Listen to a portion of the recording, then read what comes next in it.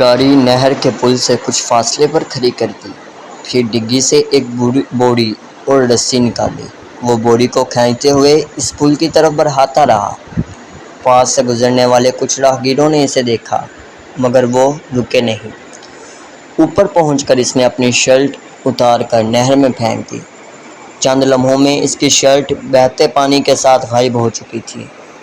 Dark blue colour کے تنگ jeans میں اس کا لمبا قد اور خوبصورت جسم بہت نمایاں تھا۔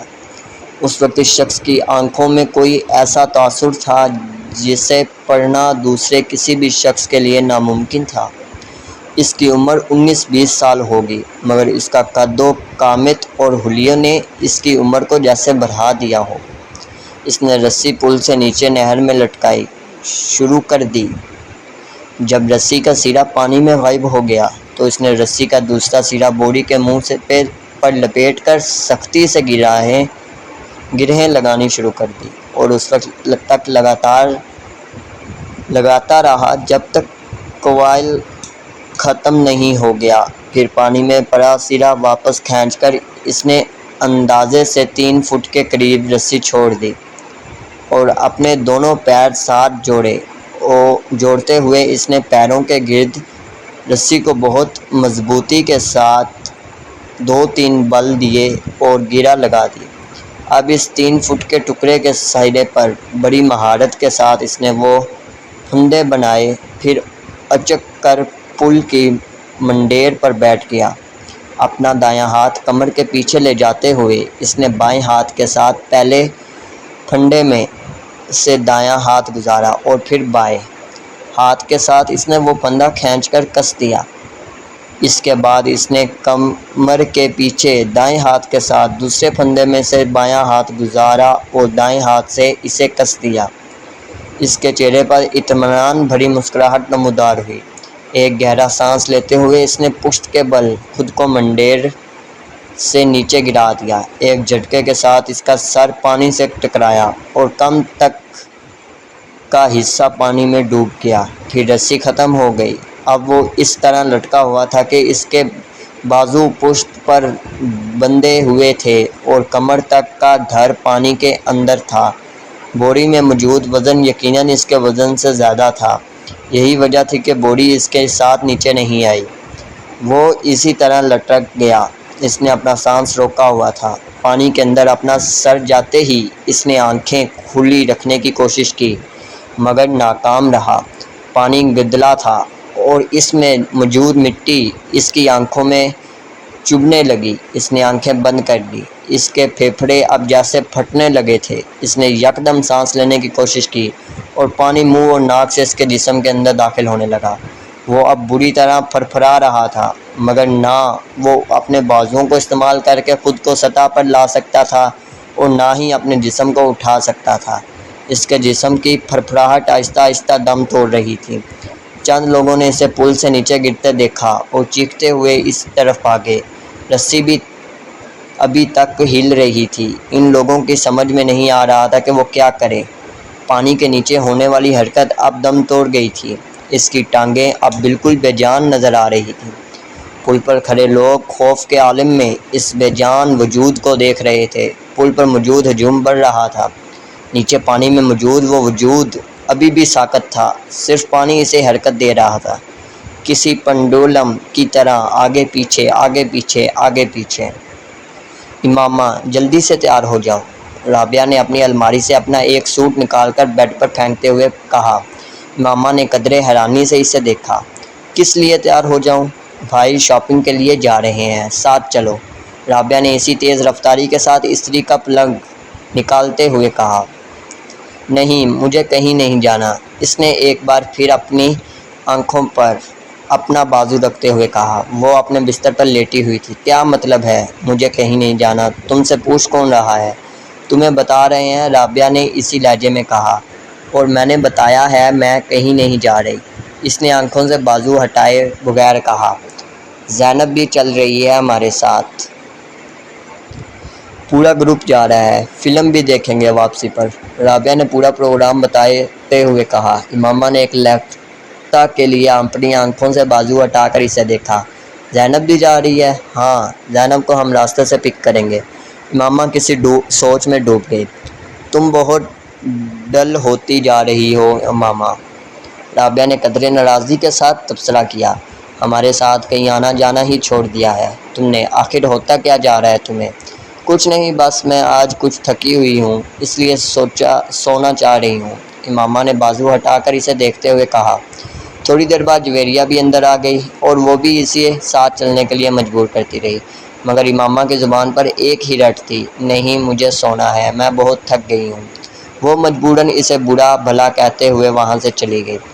رستے سے انہوں نے زینب کو اس کے گھر سے پک کیا اور زینب کو پک کرتے ہوئے جویریہ کو یاد آیا کہ اس کے بیگ کے اندر اس کا والیٹ نہیں ہے، وہ اسے ہاسٹل میں ہی چھوڑ آئی تھی۔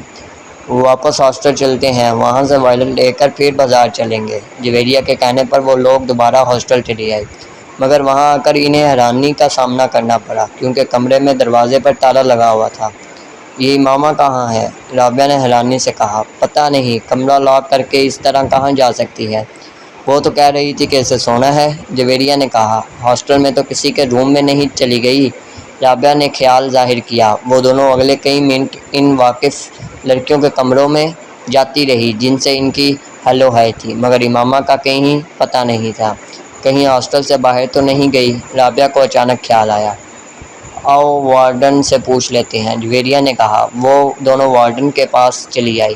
ہاں، امامہ ابھی کچھ دیر پہلے باہر گئی ہے، وارڈن نے ان کی انکوائری پر بتایا۔ جویریہ اور رابعہ ایک دوسرے کا منہ دیکھنے لگی۔ وہ کہہ رہی تھی شام کو آئے گی، وارڈن نے انہیں مزید بتایا۔ وہ دونوں وارڈن کے کمرے سے نکل آئی۔ یہ گئی کہاں ہے؟ ہمارے ساتھ تو جانے سے انکار کر دیا تھا، اسے سونا ہے، وہ تھکی ہوئی ہے اور اس کی طبیعت خراب ہے، اور اب اس طرح غائب ہو گئی کہ رابعہ نے الجھے ہوئے انداز میں کہا۔ رات کو وہ قدرے لیٹ واپس آئی اور جس وقت وہ واپس آئی امامہ کمرے میں موجود تھی۔ اس نے مسکراتے ہوئے ان دونوں کا استقبال کیا۔ لگتا ہے خاصی شاپنگ ہوئی ہے آج، اس نے ان دونوں کے ہاتھوں میں پکڑے ہوئے شاپرز کو دیکھتے ہوئے کہا۔ ان دونوں نے اس کی بات کے جواب میں کچھ نہیں کہا، بس شاپرز رکھ کر اسے دیکھنے لگی۔ تم کہاں گئی ہوئی تھی؟ جویریہ نے اس سے پوچھا۔ امامہ کو جیسے ایک جھٹکا لگا۔ میں اپنا والیٹ لینے واپس آئی تھی تو تم یہاں نہیں تھی، کمرہ لاکڈ تھا، جویریہ نے اسی انداز میں کہا۔ میں تم لوگوں کے پیچھے گئی تھی، کیا مطلب؟ جویریہ نے کچھ نہ سمجھنے والے انداز میں کہا۔ تمہارے نکلنے کے بعد میرا ارادہ بدل گیا تھا، میں یہاں سے زینب کی طرف گئی کیونکہ تم لوگوں کو اسے پک کرنا تھا، مگر اس کے چوکیدار نے بتایا کہ تم لوگ پہلے ہی وہاں سے نکل گئے ہو، پھر میں وہاں سے واپس آ گئی، بس رستے میں کچھ کتابیں لی تھی میں نے، امامہ نے کہا۔ دیکھا، تم سے پہلے کہا تھا کہ ہمارے ساتھ چلو، مگر اس وقت تم نے فوراً انکار کر دیا، بعد میں بے وقوفوں کی طرح پیچھے چل پڑے۔ ہم لوگ تو مشکوک ہو گئے تھے تمہارے بارے میں، رابعہ نے کچھ اطمینان سے ایک شاپر کھولتے ہوئے کہا۔ امامہ نے کوئی جواب نہیں دیا، وہ صرف مسکراتے ہوئے ان دونوں کو دیکھتی رہی۔ وہ دونوں اب اپنے شاپر کھولتے ہوئے خریدی ہوئی چیزیں اسے دکھا رہی تھی۔ تمہارا نام کیا ہے؟ پتہ نہیں، ماں باپ نے کیا رکھا تھا؟ وہ ماں باپ سے پوچھیں۔ خاموشی۔ لوگ کس نام سے پکارتے ہیں تمہیں، لڑکے یا لڑکیاں؟ لڑکے بہت سارے نام لیتے ہیں، زیادہ کون سا نام پکارتے ہیں؟ Dear devil. خاموش۔ اور لڑکیاں؟ وہ بھی بہت سے نام لیتی ہیں، زیادہ تر کس نیم سے پکارتی ہیں یہ میں نہیں بتا سکتا، اٹس ٹو پرسنل، یہ بالکل ذاتی ہے۔ گہری خاموشی، طویل سانس، پھر خاموشی۔ میں آپ کو ایک مشورہ دوں؟ کیا؟ آپ میرے بارے میں وہ جاننے کی کوشش کیوں نہیں کرتے جو نہ آپ پہلے جانتے ہیں نہ میں؟ آپ کے دائیں طرف ٹیبل پر جو سفید فائل پڑی ہے اس میں میرے سارے پارٹیکلز موجود ہیں، پھر آپ وقت ضائع کیوں کر رہے ہیں؟ سائیکو انالسٹ نے اپنے پاس موجود ٹیبل لیمپ کی روشنی میں سامنے کاؤچ پر دراز اس نوجوان کو دیکھا جو اپنے پیر مسلسل ہلا رہا تھا۔ اس کے چہرے پر گہرا اطمینان تھا اور یوں لگ رہا تھا جیسے وہ سائیکو انالسٹ کے ساتھ ہونے والی اس ساری گفتگو کو بیکار سمجھ رہا تھا۔ کمرے میں موجود ٹھنڈک، خاموشی اور نیم تاریکی نے اس کے اعصاب کو بالکل متاثر نہیں کیا تھا۔ وہ بات کرتے ہوئے وقتاً فوقتاً کمرے میں چاروں طرف نظریں دوڑا رہا تھا۔ سائیکو انالسٹ کے لیے سامنے لیٹا ہوا نوجوان ایک عجیب کیس تھا۔ وہ فوٹوگرافک میموری کا مالک تھا، اس کا آئی کیو لیول 150 کی رینج میں تھا۔ وہ through out standing academic record رکھتا تھا۔ وہ گولف میں پریزیڈس نیٹس گولڈ میڈل 3 بار جیت چکا تھا، اور وہ تیسری بار خودکشی کی ناکام کوشش کرنے کے بعد اس کے پاس آیا تھا۔ اس کے والدین ہی اسے اس کے پاس لے کر آئے تھے، اور وہ بے حد پریشان تھے۔ وہ ملک کے چند بہت اچھے خاندانوں میں سے ایک سے تعلق رکھتا تھا، ایسا خاندان جس کے پاس پیسے کی بھرمار ہو۔ 4 بھائیوں اور 1 بہن کے بعد وہ چوتھے نمبر پر تھا۔ 2 بھائی اور 1 بہن اس سے بڑے تھے۔ اپنی ذہانت اور قابلیت کی وجہ سے وہ اپنے والدین کا بہت زیادہ چہیتا تھا۔ اس کے باوجود پچھلے 3 سال میں اس نے 3 بار خودکشی کر لی۔ پہلی دفعہ اس نے سڑک پر بائک چلاتے ہوئے ون وے کی خلاف ورزی کی اور بائک سے ہاتھ اٹھا لیا۔ اس کے پیچھے آنے والے ٹریفک کانسٹیبل نے ایسا کرتے ہوئے اسے دیکھا تھا۔ خوش قسمتی سے گاڑی سے ٹکرانے کے بعد وہ ہوا میں اچھل کر ایک دوسری گاڑی کے چھت پر گرا اور پھر زمین پر گرا۔ اس کی کچھ پسلیاں، ایک بازو اور ایک ٹانگ میں فریکچرز ہوئے۔ تب اس کے والدین کانسٹیبل کے اصرار کے باوجود اسے ایک حادثے ہی سمجھے، کیونکہ اس نے اپنے ماں باپ سے یہی کہا تھا کہ وہ غلطی سے ون وے سے ہٹ گیا تھا۔ دوسری بار پورے 1 سال کے بعد اس نے لاہور میں خود کو باندھ کر پانی میں ڈوبنے کی کوشش کی۔ ایک بار پھر اسے بچا لیا گیا۔ پل پر کھڑے لوگوں نے اسے اس رسی سمیت باہر کھینچ لیا تھا جس کے ساتھ باندھ کر اس نے خود کو نیچے گرایا تھا۔ اس بار اس بات کی گواہی دینے والوں کی تعداد زیادہ تھی کہ اس نے خود اپنے آپ کو پانی میں گرایا تھا، مگر اس کی ماں باپ کو ایک بار پھر یقین نہیں آیا۔ سالار کا بیان تھا کہ کچھ لڑکوں نے اس کی گاڑی کو پل کے پاس روکا اور پھر اسے باندھ کر پانی میں پھینک دیا۔ جس طرح وہ بندھا ہوا تھا، اس سے یوں ہی لگتا تھا کہ اسے واقعی ہی باندھ کر گرایا گیا ہو۔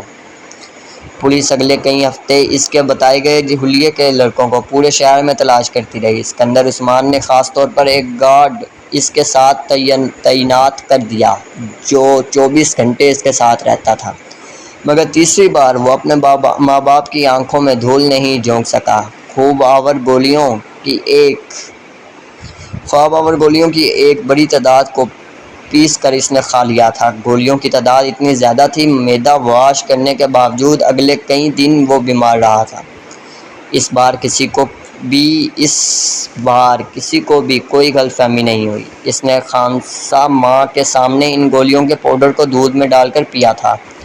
اسکندر عثمان اور طیبہ اسکندر شاکڈ رہ گئے تھے۔ پچھلے دنوں واقعات میں بھی انہیں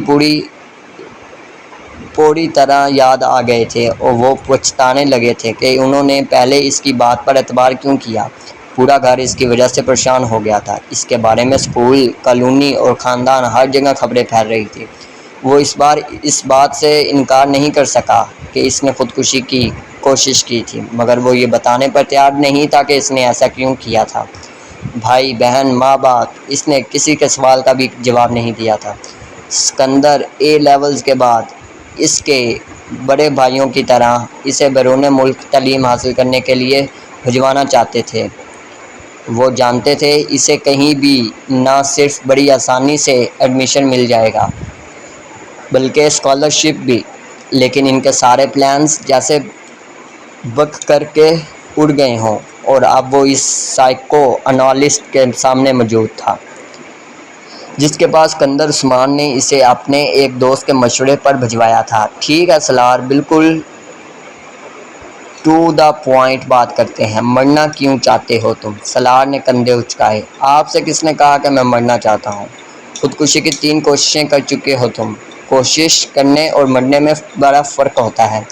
تینوں دفعہ تم اتفاقاً بچے ہو، ورنہ تم نے خود کو مارنے میں کوئی کسر نہیں چھوڑی تھی۔ دیکھیں، جس کو آپ خودکشی کی کوشش کہہ رہے ہیں نا، اسے خودکشی کی کوشش نہیں سمجھتا۔ میں صرف دیکھنا چاہتا تھا کہ موت کی تکلیف کیسی ہوتی ہے۔ وہ اس کا چہرہ دیکھنے لگا جو بڑے پرسکون انداز میں انہیں سمجھانے کی کوشش کر رہا تھا۔ اور موت کی تکلیف تم کیوں محسوس کرنا چاہتے ہو؟ بس ایسے ہی، کریوسٹی، تجسس سمجھ لیں۔ سائیکو انالسٹ نے ایک گہرا سانس لے کر اس 150 آئی کیو لیول والے نوجوان کو دیکھا جو اب چھت کو گھور رہا تھا۔ تو ایک بار خودکشی کی کوشش سے تمہارا یہ تجسس ختم نہیں ہوا؟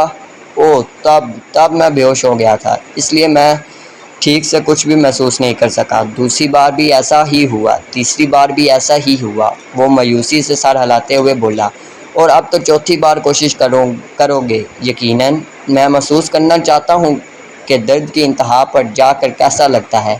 کیا مطلب؟ جیسے جوائے کی انتہا ایکسٹیسی ہوتی ہے، مگر میری سمجھ میں نہیں آتا کہ خوشی کی اس انتہا کے بعد کیا ہے۔ اس طرح درد کی بھی تو کوئی انتہا ہوتی ہوگی جس کے بعد آپ کچھ بھی سمجھ نہیں سکتے، جیسے ایکسٹیسی میں آپ کچھ بھی نہیں سمجھ سکتے۔ میں نہیں سمجھ سکا۔ فرض کریں آپ ایک بار اسٹرپٹیز دیکھ رہے ہیں، بہت تیز میوزک بج رہا ہے، آپ ڈرنک کر رہے ہیں، آپ نے کچھ ڈرگز بھی لی ہوئی ہیں، آپ ناچ رہے ہیں، پھر آہستہ آہستہ آپ اپنے ہوش و آواز کھو دیتے ہیں۔ آپ سرور میں ہیں، کہاں ہیں، کیوں ہیں، کیا کر رہے ہیں، آپ کو کچھ بھی نہیں پتا، لیکن آپ کو یہ ضرور پتا ہوتا ہے کہ آپ جو بھی کچھ کر رہے ہیں وہ آپ کو اچھا لگ رہا ہے۔ میں جب باہر چھٹیاں گزارنے جاتا ہوں تو اپنے کزنز کے ساتھ ایسے بارز میں جاتا ہوں۔ میرا پرابلم یہ ہے کہ ان کی طرح ایکسٹیٹک مدہوش نہیں ہوتا۔ I never get filled with joy۔ مجھے ان چیزوں سے اتنی خوشی نہیں مل پاتی جتنی باقی لوگوں کو ملتی ہے۔ یہی چیز مجھے مایوس کرتی ہے۔ میں نے سوچا کہ اگر سرور کی انتہا پر نہیں پہنچ سکتا تو شاید میں درد کی انتہا پر پہنچ سکوں، لیکن وہ بھی نہیں ہو سکا۔ وہ خاصا مایوس نظر آ رہا تھا۔ تم اس طرح کی چیزوں میں وقت ضائع کیوں کرتے ہو؟ اتنا شاندار اکیڈمک ریکارڈ ہے تمہارا۔ سالار نے اس بار انتہائی بیزاری سے اس سے کہا، پلیز اب میری ذہانت کے راگ الاپنا مت شروع کیجیے۔ مجھے پتا ہے میں کیا ہوں، تنگ آ گیا ہوں۔ میں اپنی تعریفیں سنتے اس کے لہجے میں تلخی تھی۔ سائیکونالسٹ کچھ دیر اسے دیکھتا رہا۔ اپنے لیے کوئی گول کیوں نہیں سیٹ کرتے تم؟ میں نے کہا، میں نے کیا؟ مجھے خودکشی کی ایک اور کوشش کرنی ہے۔ مکمل اطمینان تھا۔ کیا تمہیں کوئی ڈپریشن ہے؟ Not at all. تو پھر مرنا کیوں چاہتے ہو؟ ایک گہرا سانس۔ کیا آپ کو ایک بار پھر سے بتانا شروع کروں کہ مرنا نہیں چاہتا، میں کچھ اور کرنے کی کوشش کر رہا ہوں؟ وہ اکتایا۔ بات گھوم پھر کر پھر وہیں آ گئی تھی۔ سائیکونالسٹ کچھ دیر سوچتا رہا۔ کیا تم یہ سب کسی لڑکی کی وجہ سے کر رہے ہو؟ سالار نے گردن موڑ کر حیرانی سے اسے دیکھا۔ لڑکی کی وجہ سے؟ ہاں، کوئی ایسی لڑکی جو تمہیں اچھی لگتی ہو، جس سے تم شادی کرنا چاہتے ہو۔ اور اس نے بے اختیار کہکا لگایا اور پھر ہنستا ہی گیا۔ مائی گاڈ، آپ کا مطلب ہے کہ کسی لڑکی کی محبت کی وجہ سے میں خودکشی؟ وہ ایک بار پھر بات ادھوری چھوڑ کر ہنسنے لگا۔ لڑکی کی محبت اور خودکشی؟ کیا مذاق ہے۔ وہ اب اپنی ہنسی پر قابو پانے کی کوشش کر رہا تھا۔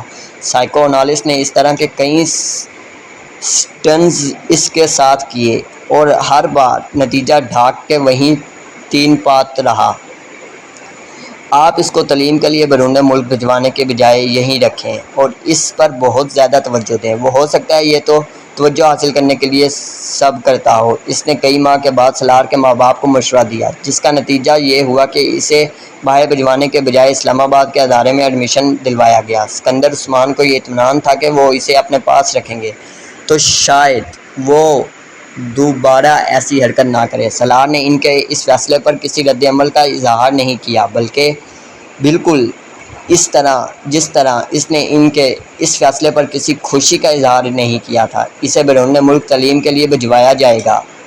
سائیکونالسٹ کے ساتھ آخری سیشن کے بعد سکندر عثمان اسے گھر لے آئے اور انہوں نے طیبہ کے ساتھ مل کر اس سے ایک لمبی چوڑی میٹنگ کی۔ وہ دونوں اپنے بیڈ روم میں بیٹھا کر اسے ان تمام آسائشوں کے بارے میں بتا رہے تھے وہ پچھلے کئی سالوں میں اسے فراہم کرتے رہے تھے۔ انہوں نے اسے ان توقعات کے بارے میں بھی بتایا جو وہ اس سے رکھتے تھے، اس سے ان محبت بھرے جذبات سے بھی آگاہ کیا جو وہ اس کے لیے محسوس کرتے تھے۔ وہ بے تاثر چہرے کے ساتھ چنگم چباتا باپ کی بے چینی اور ماں کے آنسو دیکھتا رہا۔ گفتگو آخر میں سکندر عثمان نے تقریباً تنگ آ کر اس سے کہا، تمہیں کس چیز کی کمی ہے؟ کیا ہے جو تمہارے پاس نہیں ہے یا جو تمہیں چاہیے؟ مجھے بتاؤ۔ سالار سوچ میں پڑ گیا۔ Sports car. اگلے ہی لمحے اس نے کہا، ٹھیک ہے، میں تمہیں سپورٹس کار باہر سے منگوا دیتا ہوں، مگر دوبارہ ایسی حرکت کوئی مت کرنا جو تم نے کی ہے، اوکے؟ اسکندر عثمان کو کچھ اطمینان ہوا۔ سالار نے سر ہلا دیا۔ طیبہ نے ٹشو سے اپنے آنسو صاف کیے کرتے ہوئے جیسے سکون کا سانس لیا وہ کمرے سے چلا گیا تو اسکندر عثمان نے سگار سلگاتے ہوئے ان سے کہا، طیبہ تمہیں اس پر بہت توجہ دینی پڑے گی، اپنی ایکٹیویٹیز کچھ کم کرو اور کوشش کرو کہ اس کے ساتھ روزانہ کچھ وقت گزار سکو۔ طیبہ نے سر ہلا دیا۔